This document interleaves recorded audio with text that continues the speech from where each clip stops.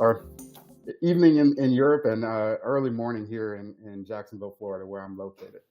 So we're working with Agile Testing Days. This is our web seminar series. We've been collaborating with a lot of the speakers that we've got to know over the years that have given really a great introduction to the type of talks that we like to produce at Agile Testing Days. And as we're building our content, we want to kind of give back to the community, give the audience an opportunity to really see the kind of content that they could expect to see at the live shows as well. So we are really happy to bring together the community, bring together speakers like Sophie to come out and really give back to the community an opportunity to really continue to learn, even when it isn't at a live conference. And through that, we think that we can build community as well. So I wanted to kind of just give a quick introduction to what we're doing here. We also want to go ahead and give some overview to the virtual pass. So in November, we're going to be having Agile Testing Days once again. That is going to be out of Europe, but we, for the first time, are going to be launching the virtual pass as part of that package as well. My role here today is just to kind of help guide the conversation. I'm going to be handing this over to Sophie, who's going to be doing an amazing job and giving you all of her speaking points this session. I'm going to give you a quick overview of some of the tools that we have here. If you look all the way to the right of your screen, you'll see the different various icons. You have one for chat. That's going to just be the general chat, be able to kind of communicate with each other through there. There is one that says Q&A. So this session is slated for about 25 minutes. After that, we're going to allot about 5 to 10 minutes of Q&A.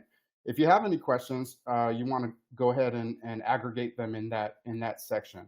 I have an assistant that'll be helping us. That's Julia. Should be kind of floating in the background, helping to answer any questions in the main chat, but then also helping us to moderate through the Q&A. If there are any polls that are offered, the poll system will be there as well, and we'll be able to kind of figure out which questions have the priority through that. And I think that's about it. Yeah, so I'm going to go ahead and hand it over again. This is Sophie Küster. Is the Imposter's Guide to Tooting Your Own Horn. And I'm going to go ahead and hand it over to you, Sophie. Are you ready? Okay, yes, I'm ready. Thank you. Give me 1 second to share my screen. Sure. If you saw my setup on Twitter, it's a bit messy here. Hang on, where's my, there it is. Screen. There we go. This should be it. And you hopefully see my slides now. Is that correct? That is correct. That's good. And now give me 1 second to. Okay, I'm ready now. All right, go ahead. All right. So, hi everyone. Thank you all so much for coming. Thank you, ATD, for having me back. I'm Sophie. I'm from Bonn in Germany, where it's currently not very summery, but it's pretty nice anyway. I work at a company called Cron. Check us out, we're awesome. I'm a tester, but recently I've also been doing some dev work and a lot of different things. I used to be a mathematician in another life. My pronouns are she and her. And you can find me on social media. I'm on LinkedIn for the time being. I'm also on Twitter. My handle is on this slide. It's Mademoiselle Sophie Kofi, and the stuff below that is my Mastodon instance. So get in touch if you like. And here's another thing about me. In a minute, you'll find out I have nothing to say. I will stumble my way through a badly crafted talk, devoid of original thought, in subpar English with a horrible German accent. I don't even deserve to be here. I got this spot only and was invited back only because people actually felt sorry for the weird girl with a tendency for oversharing who gets weirdly intense about games. And oh my God, you're going to hate me. At least that's what the tiny little nagging voice of the monster in my head is trying to convince me of. I could tell the monster, and it gives me almost physical discomfort to even utter the words that no, a committee of people who know what they want to hear selected this talk based on a well-written anonymous proposal. And I just used the words devoid of and subpar in a sentence, so how bad can my English really be? And the last talk I gave was good enough to get me invited to several conferences, even as a keynote. And I'm coming back to Potsdam in November to keynote again. So how bad can I really be at this? I must at least be okay, right? Okay-ish. But whatever I do, the monster keeps nagging. The monster I'm speaking of is called imposter syndrome. And if you're here, you have probably at least heard of it. I wager many of you hear its whispers every single day like I do. But if you don't know, imposter syndrome, also known as imposter phenomenon or imposterism, is a psychological occurrence, not a disorder, where people feel like an imposter about their skills, their talents, their accomplishments, and their achievements. They attribute all these to external factors like help from others, or just the circumstances, or sheer dumb luck, or even mistakes. As a consequence, they don't feel they deserve any of their successes and feel extreme self-doubt and an intense fear of being found out as a fraud. And if you're now thinking, well, if it must be intense and extreme, then I probably don't have it all. After all, it's not that bad. Then that's maybe the monster speaking again. Recently, I've read more and more critical articles about imposter syndrome. Some even suggested that it's not even a real thing. I beg to differ, it's pretty real for me. But I agree with these articles on one thing. There's a risk with the term imposter syndrome and the discourse about imposter syndrome that these horrible feelings can be seen as a personal failure of the people who suffer from them. It's not. There's nothing wrong with you. It's not your fault. There's often enough an organizational, a social, or a cultural aspect to it.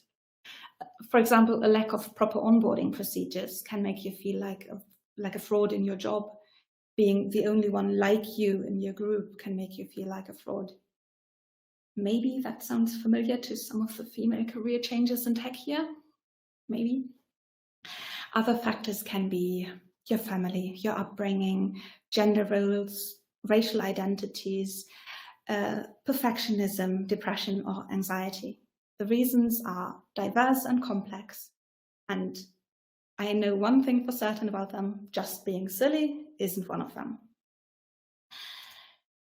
So now we have a general idea of what imposter syndrome is and isn't. I'd like to give you an overview of my own personal flavor of imposter syndrome, just to get an idea of how it can manifest. So to do that, here's an entirely incomplete list of things that I feel like an imposter about. There's my Abitur. That's my A-levels, high school diploma, baccalaureate, whatever you may call it, because I didn't even work hard to get it.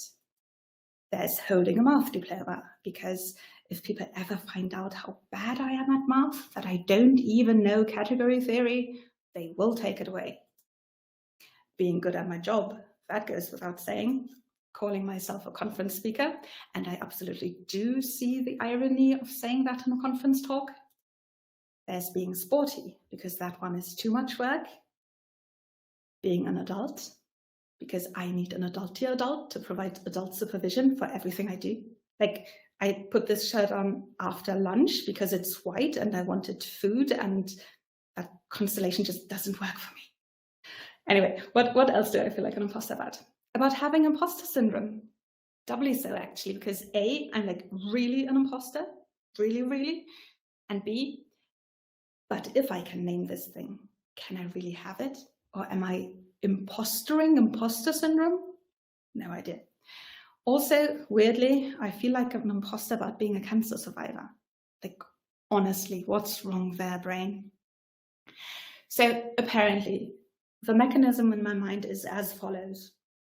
In order to be proud of any of my achievements, I have to have worked really hard at them, and I have to really suffer.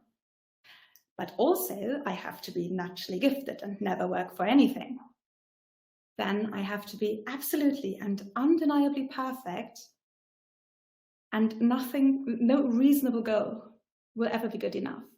Nothing short of a Fields Medal will ever earn me the right to call myself a mathematician. And even if I had one, I'd probably say, yeah, but Peter Scholze earned his at 30, so that doesn't really count, right? If this is my mental image of success, how can I ever hope to be successful? Now, more importantly, let's look at how these feelings hold me back. Maybe some of you can relate. Firstly, like I mentioned, saying I am good at something is incredibly hard for me. So saying I achieved a thing, even if it's not even debatable, when I have physical proof like a diploma. I have this sheet of paper at home that says, this girl is smart, she can do math, yay! But I don't believe it. Which is obviously less than ideal in any situation like a job interview, salary negotiations, or performance reviews, or trying to land a conference speaking gig.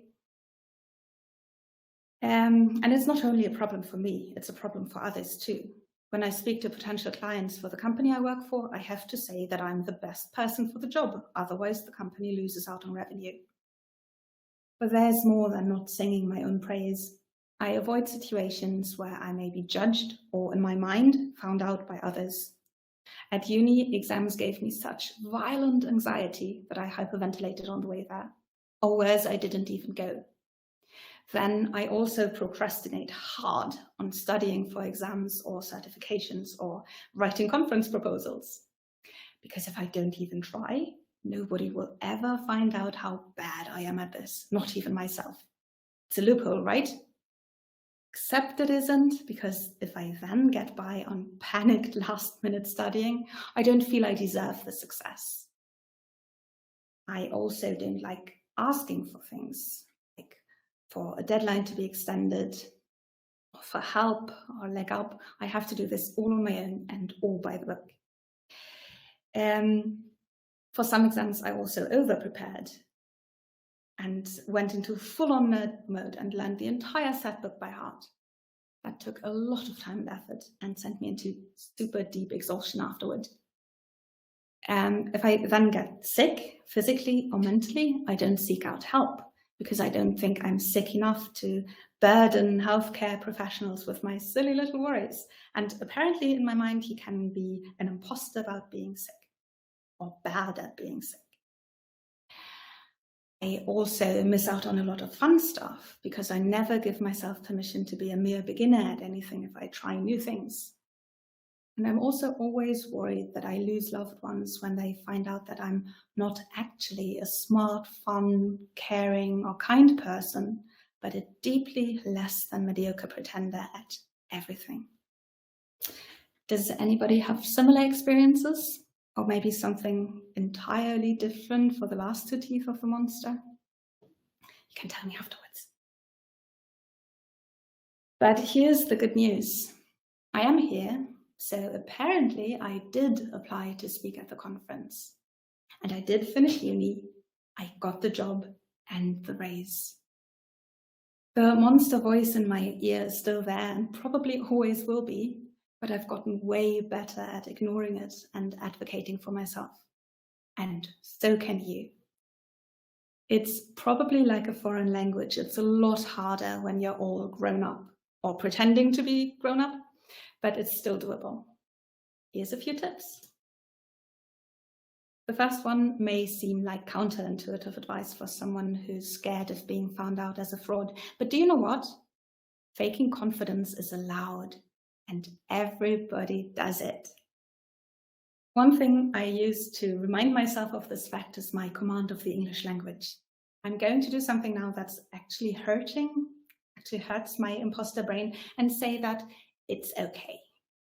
But I still cringe at myself when I make a mistake or when I struggle to find a word, or because the NTHS combo at the end of the word month is hard for me to pronounce, because if I don't sound like a native speaker, I won't be happy with me, even if I'm not a native speaker.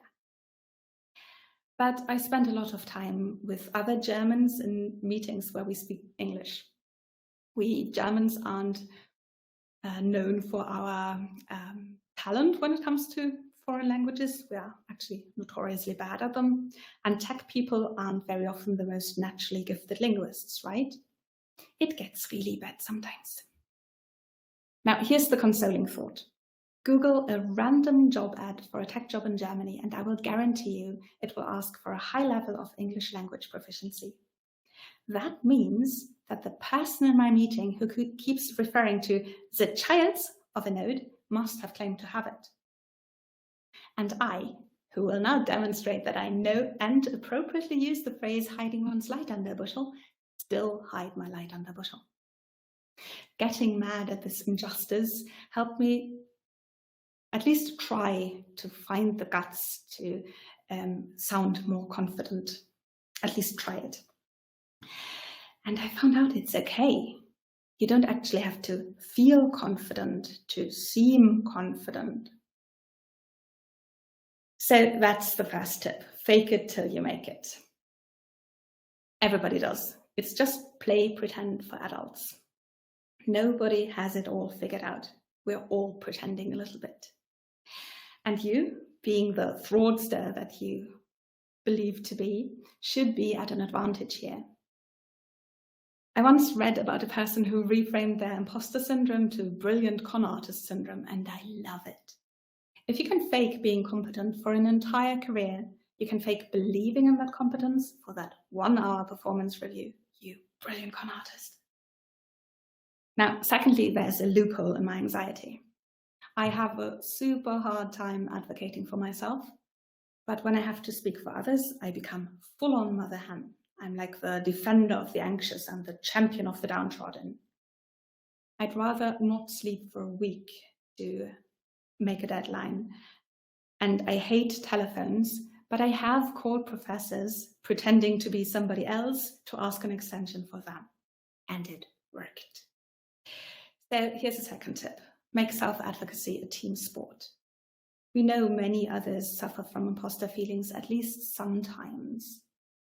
In my experience, even the talking about it alone helps, but you can also team up with your friends and colleagues who know the feeling. Please don't tell my boss, but before I go into my yearly reviews, I have full-blown war councils with 3 colleagues, turned friends, turned confidants. One of them reminds me objectively of the things that I achieved during the year. The second gives me strategy advice, and the third one straight up bullies me into asking for a bigger raise than I originally planned. And when I go into the review, I can't let down the team, right? So I go with it and ask for the raise because of all the amazing things I apparently achieved. And when it's the next imposter's turn, we do the same for them.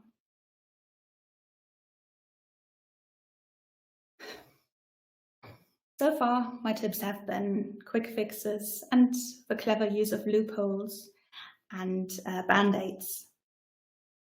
They may work for when you need to sound confident, but what about the less obvious consequences of feeling like a fraud, the self-sabotaging, the procrastinating, the lying awake, being scared of the inevitable unmasking? I'm really sorry, but we have to face the monster now. We can't just keep going, nah, I can't hear you. So let's do it. I remember when I first learned the term imposter syndrome. That was back at university. I was at university studying math and it wasn't going well, not at all. I had been a good student at school without having to put in much effort, but uni was an entirely different story. And I had chosen a super hard subject, math, at a super hard university, Bonn, and I had promptly failed my first exam. I had passed others, yes, but the first one felt the most significant, and frankly, I was butthurt. One evening, I was having a nice family dinner with my parents and my sisters when it all burst out of me. I admitted to my feelings of inadequacy and my fears of never understanding anything in the world anymore. And my family tried to console me. They reminded me of the exams that I had passed. And I, crying super big, super snotty tears into my pasta, said that I hadn't even deserved to pass those, that I was actually pretty stupid, incredibly stupid actually. And if people ever found that out, they'd take all my exams away and my Abitur while they were at it. It's such a typical imposter thing to think. Then my sister, Laura, told me something that honestly changed my life. She said, "Do you know what, silly? The feelings and the thoughts you're having, they have a name. It's called imposter syndrome, and many people, often high-achieving young women, have it." The weird thing about that is that I had been crying about these feelings in therapy for ages, and my shrink had never even told me. But when I finally learned what imposter syndrome is, I finally had a fighting chance. When there's finally a name for such a blurry whirl of feelings and worries and being scared, then you know what you're up against. It was the same for me when my shrink first used the word depression. Sometimes labels do help. If it has a name, then that means that it's so common that people have bothered to give it a name.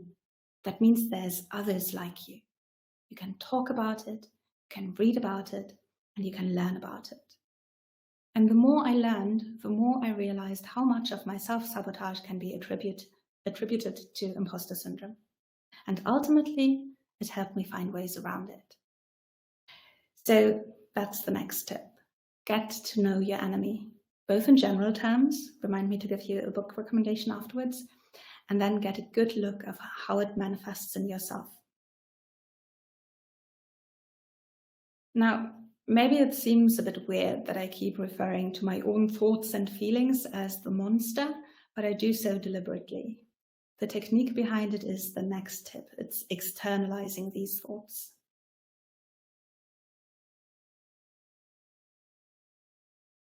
Because we are so used to seeing ourselves as frauds and imposters that we see it as an integral part of ourselves. And then confirmation bias kicks in and we only look for proof of us being a fraud. So we get stuck in an echo chamber where only the bad thoughts get repeated. But now we've learned what imposter syndrome is, right? So the more you realize when the monster is speaking, the more you will be able to distance yourself from it. After all, it's not you, it's the monster. You can tell it to shut up. I do so actively, or at least I try to be honest. When these thoughts strike, I go, okay, that's just the imposter syndrome speaking again. But what's the real story here? I say I do so, but I try to. It's not always easy. It doesn't always work, but you get used to it. Notice that I tell the monster to shut up, the imposter syndrome. I don't tell myself to shut up. Chiding yourself is neither nice nor is it helpful. The key is self-compassion. Be kind to yourself. You're still learning. Now,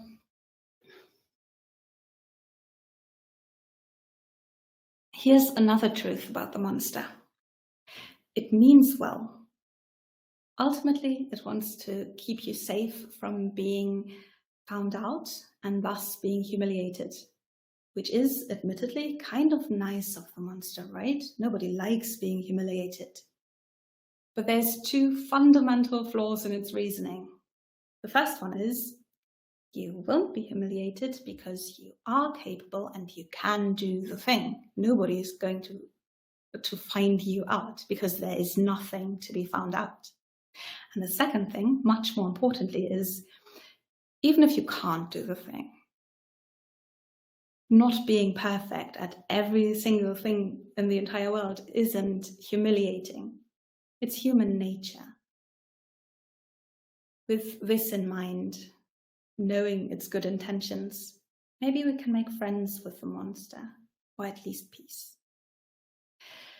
I think the key to long-term dealing successfully with imposter syndrome is twofold.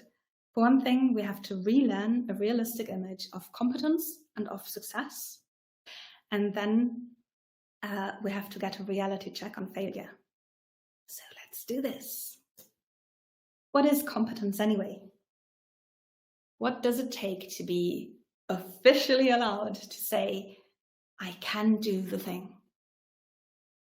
And who is this super official Bureau of Competence that makes these rules anyway? It had better not be us imposters, because wow, do we have a warped sense of competence.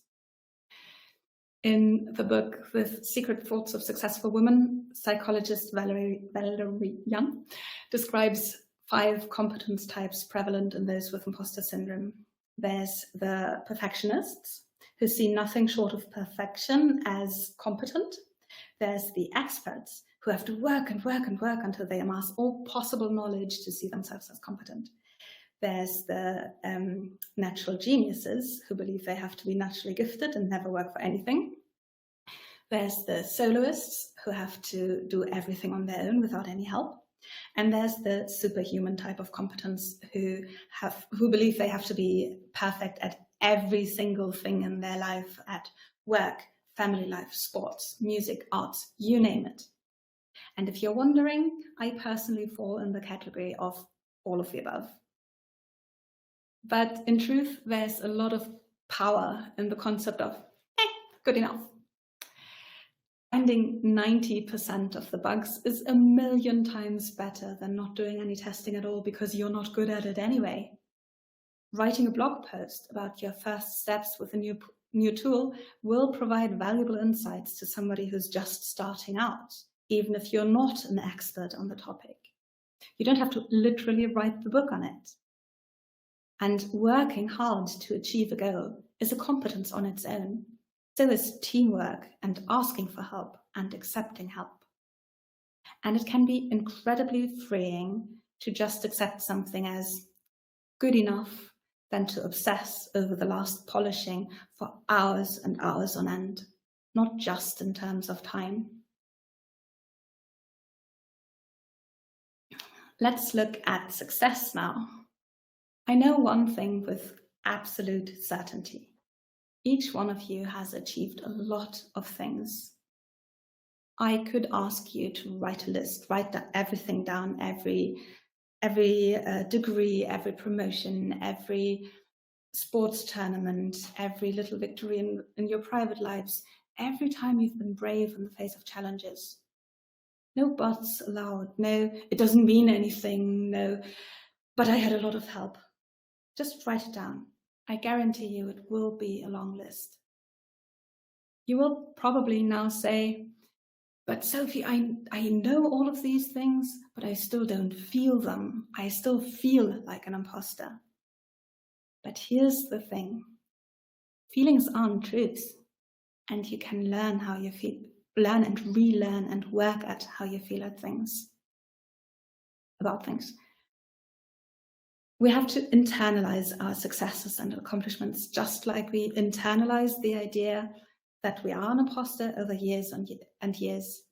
That will take time and effort, yes. One exercise to do that would be listing everything, like I mentioned, keeping a diary of your successes. And another thing that I personally do is what I call my rainy day fund.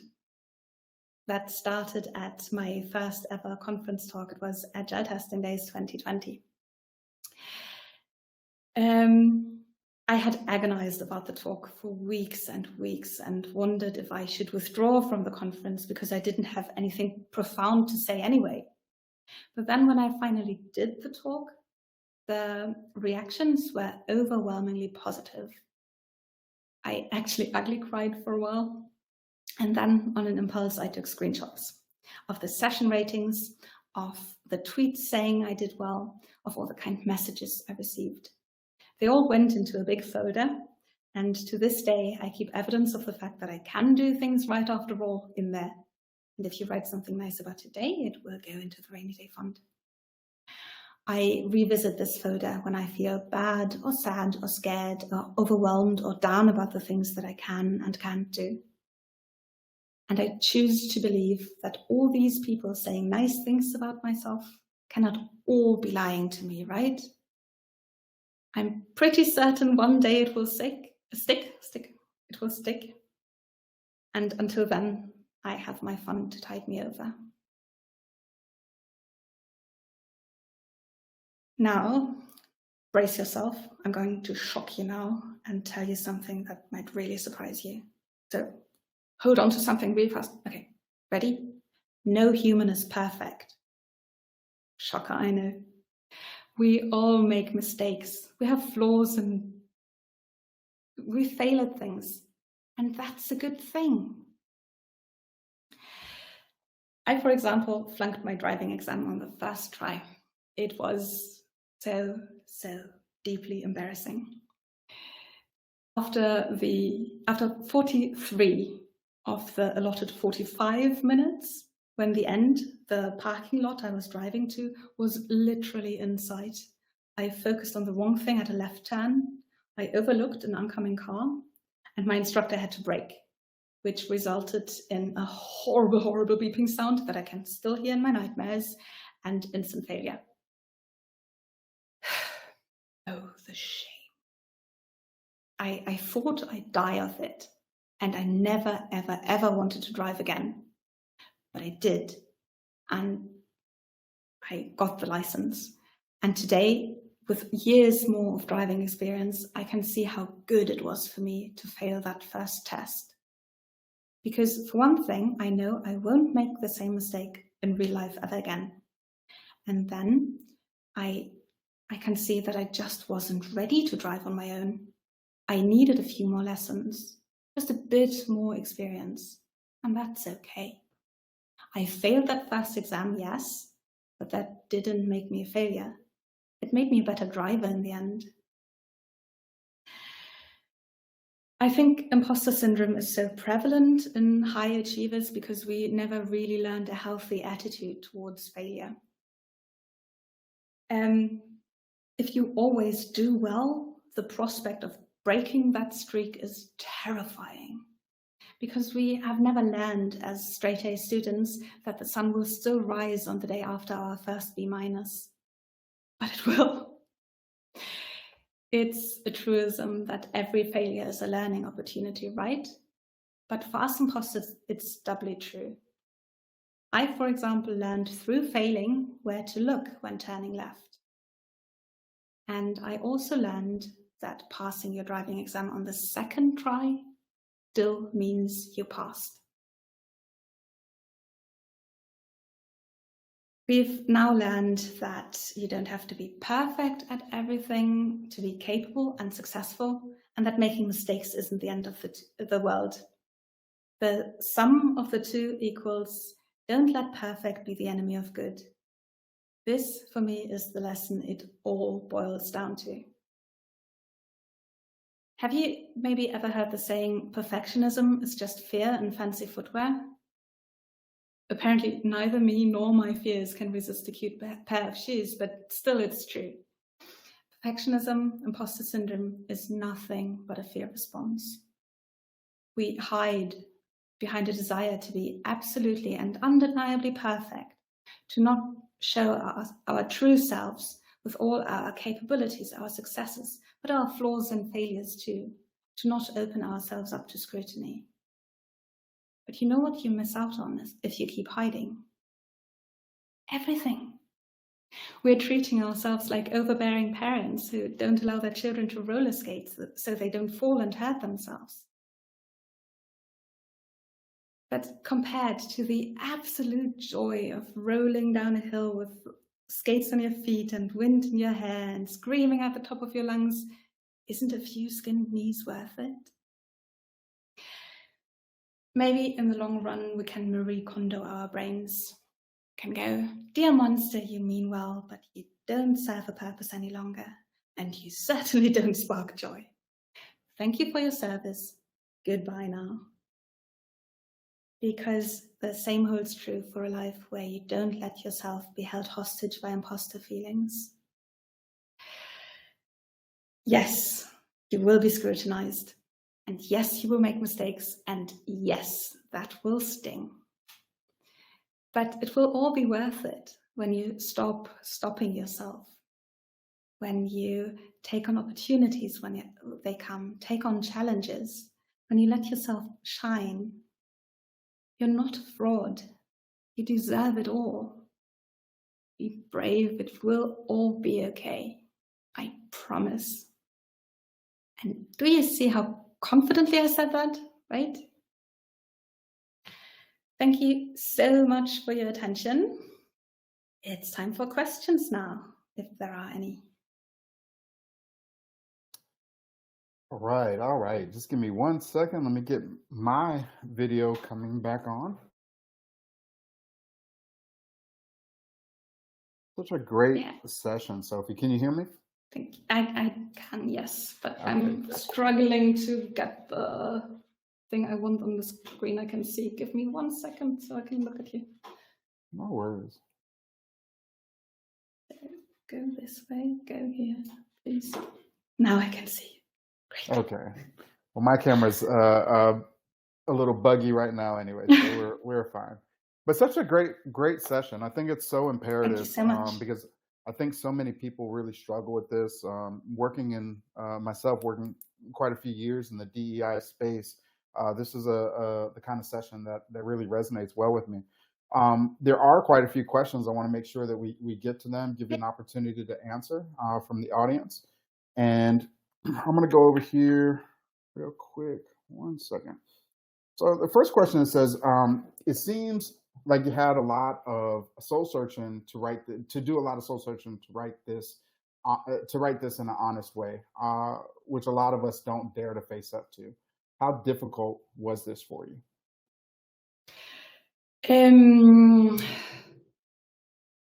Well, I've done a lot of soul searching even before I even considered doing this talk, even before I considered doing my first one, which was actually about a much harder topic for me personally. So when I had thought all these things through, actually writing and delivering this talk wasn't that hard, because I accepted several things about myself, and being honest with yourself and who you are and what you think about the world is very important to me. And just speaking about the hard stuff is important to me. So it would be dishonest to not do it. So the last step, when I had done all the soul searching before I even started going to conferences, wasn't that hard, actually. Okay, all right. So that leads to the next question. So after you do a lot of the soul searching, you understand really a lot of the, I guess, the tricks of the trade to really convince yourself. Is there ever a time that imposter syndrome actually goes away? I will tell you when I'm there, but I actually, I actually don't think that will ever happen for me.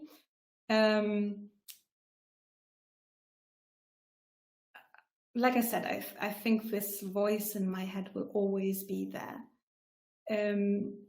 So what I try to do is negotiate with the voice and try to figure out what's the true story behind the desire to hide. Yeah. So deal with it while it's still there. Yeah. I think it's always important in any situation. I think the old adages that you have to kind of stand up to your bully. So I think sometimes exactly. The imposter syndrome can be like an internal bully that sometimes you just have to face over and over again. So, all right. How do you tell yourself after a failure that this will turn into a good lesson later? Good question.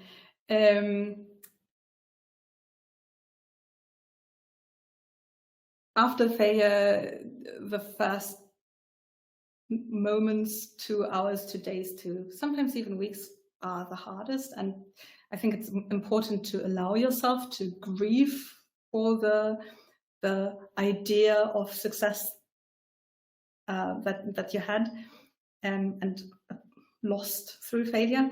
So allow yourself to be bummed about it is the first step, and then probably it's harder when you do it on your own. So speak to friends, speak to people who can put things into perspective.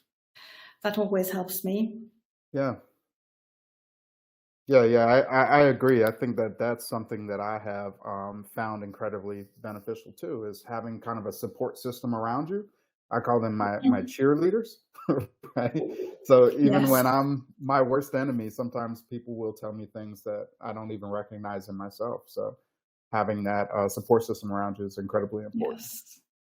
And it helps when you have other imposters in your support system who understand what you're doing Right, exactly. and call Um, you out on your bullshit.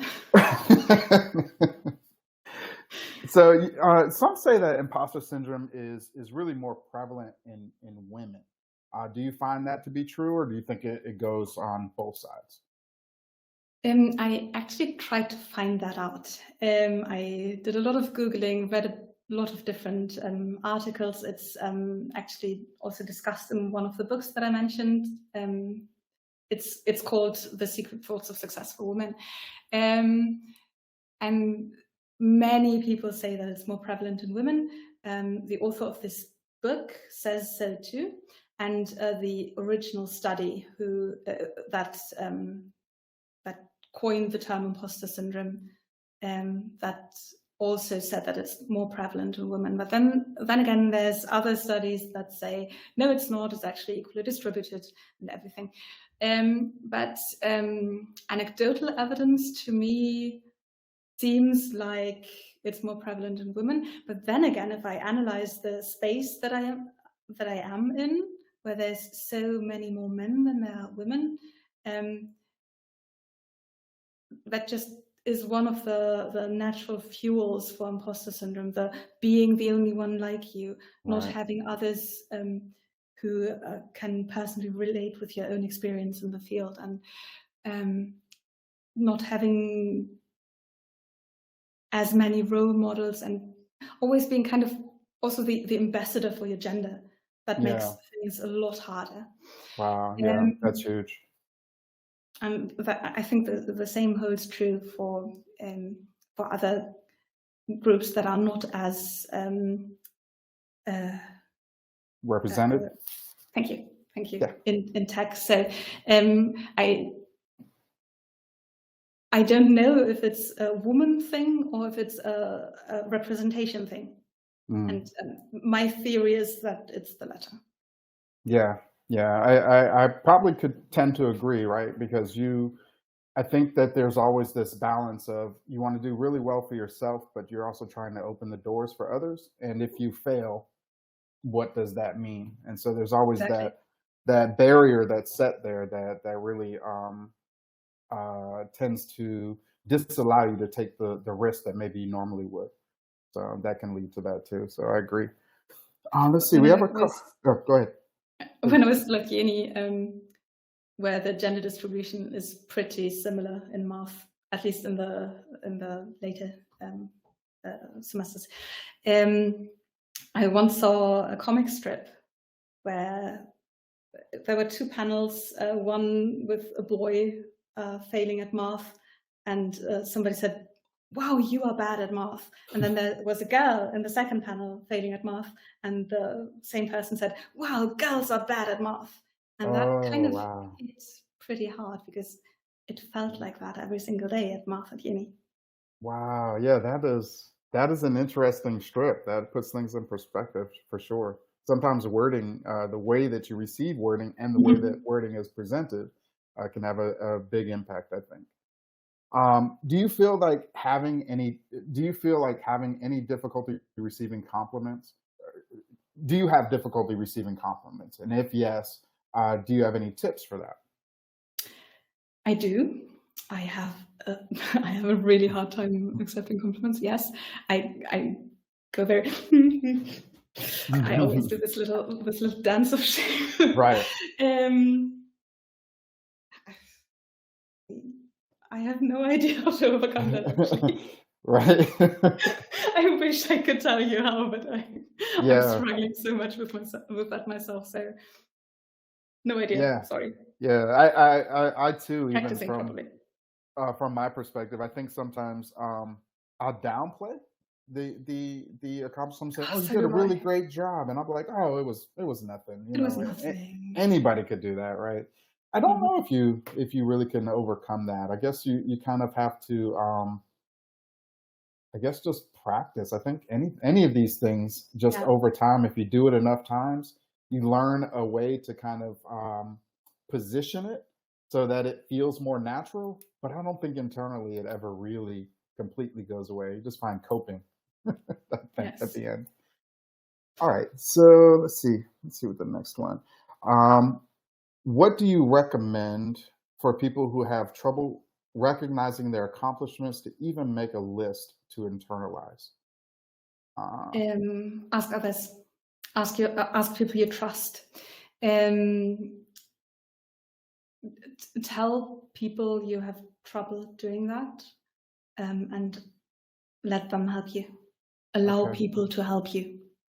I okay, realize that then it will be super hard to accept what they say, but you can maybe work out a deal where they promise to always tell you the truth, and where you promise that you will accept what they say as the truth. right. Yeah, no, and seriously, when you're good at something, a lot of times it's hard to recognize it yourself. You'll be surprised how many people I think from the outside are identifying and looking at you as their inspiration. You really don't know until they verbalize it to you. So. You did mention in your talk that there was a book on the topic, or some books that you recommended. Can you give us some of Yes. those? Yes, I really like two I read. Let me find this. Here they are. My slides are still on, right? So the first one Yes. is the one I specifically mentioned in the talk. It's called The Secret Thoughts of Successful Women. I really enjoyed that one, but it's obviously more aimed at women. But I still believe that other genders uh, can take a lot from it. And the second one is The Impostor Cure. It's also so good. I read through it and I went, oh my God, yes, that's me, that's me, that's me the entire time. Right. So I really like that one too. Wow. Yeah, those are great book, great recommendations. And I think too, to your point, not only can I think other genders take things away from it for themselves, but even recognizing some of the challenges that women may have in order to be a good ally and advocate True. for women on your team. If you're a people leader, that's a great resource too. So you can kind of then mirror and see some Yes. of those things, right? All right. I'm going to talk on stage. And we will be sharing the presentation. I think the presentation is available through Agile Testing Days Zone. If you are a member of that zone, you'll have access to these to be able to watch this presentation in its entirety at your leisure, and also share it with your teams.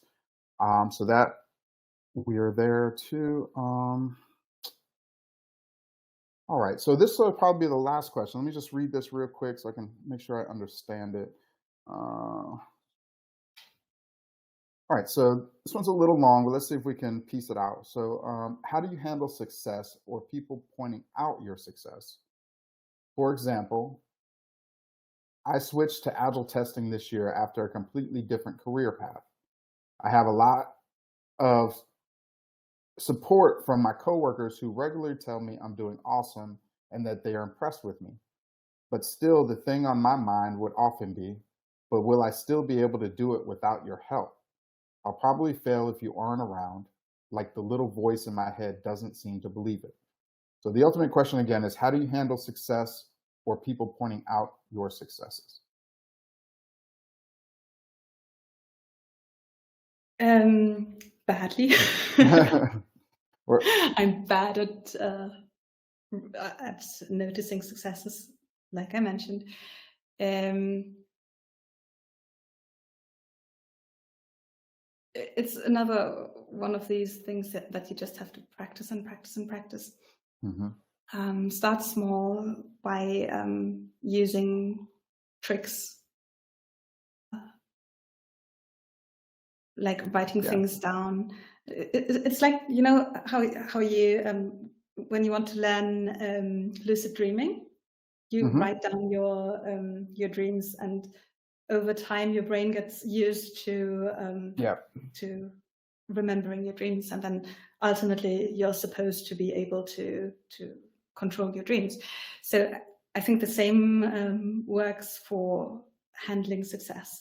So you force yourself to write the things down that you don't really feel. Because you made one of these deals with yourself where you say, I write this down today because Sophie told me I should.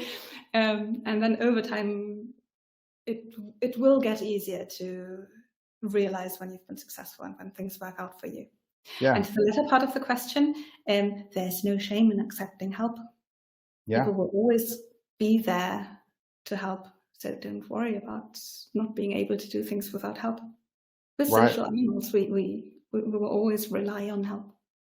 I think creating your tribe, people around you that can help support you, is imperative. And to your point, really writing down a lot of the successes. I come from a sales background, and we used to call it our brag book, right? And so anytime you close major deals or anytime you increased revenues or whatever, you always would take note of that, so that when you're getting ready to walk into a room for promotion or looking for another career opportunity, you're able to present that in a legible way that you can speak to. So I think that's an awesome tool to use.